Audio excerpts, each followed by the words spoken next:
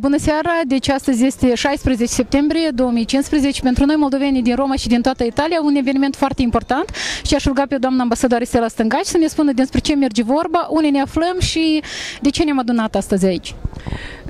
Noi astăzi ne aflăm în complexul victorian, care se află chiar în inima Romei și astăzi, în această seară, am inaugurat un eveniment foarte frumos. Moldova se prezintă între modernitate și tradiție, care este organizat în cadrul proiectului Roma spre Expo, împreună cu Primăria orașului Roma. Noi ne-am gândit cum să organizăm mai bine, care să fie conținutul acestui eveniment și am ales, de fapt noi, după cum știți, avem o comunitate foarte numeroasă de moldoveni în Italia și care sunt foarte muncitori, dar printre ei sunt și artiști excelenți. Și de aceea am ales doi artiști pentru a aduce ca în semn de respect față de lumea noastră, de comunitatea noastră de aici.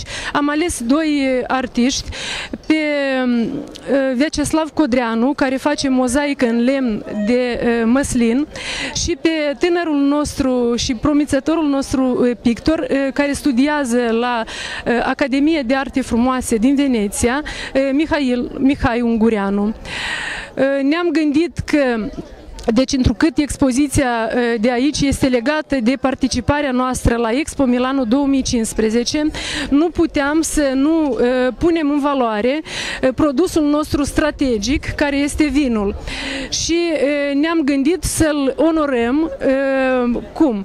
Deci, chemând aici un al treilea artist, care este Vasile Botnaru, cunoscutul nostru jurnalist, care ne-a oferit aici la expoziție, a venit cu picturile, cu enogramele lui, picturi în grafică în vin.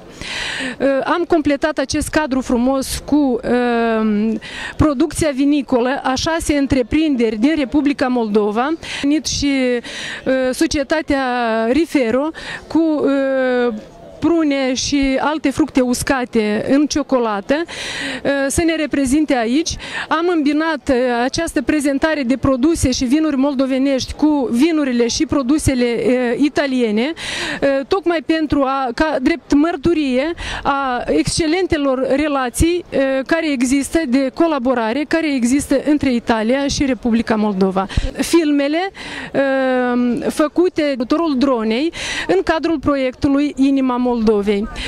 Doamna ambasadoare, cât timp va dura această expoziție pentru telespectatorii noștri din Italia, care doresc să vină să o viziteze? Da, deci această expoziție a fost de fapt deschisă pe data de 10, astăzi am inaugurat-o și va rămâne deschisă pentru public în fiecare zi, de la 9:30 până la 18:30 seara, până pe data de 22 septembrie. Intrarea este gratuită. Deci vă invităm din tot sufletul să veniți și să vizitați, să redescoperim împreună Moldova. Noi vă mulțumim.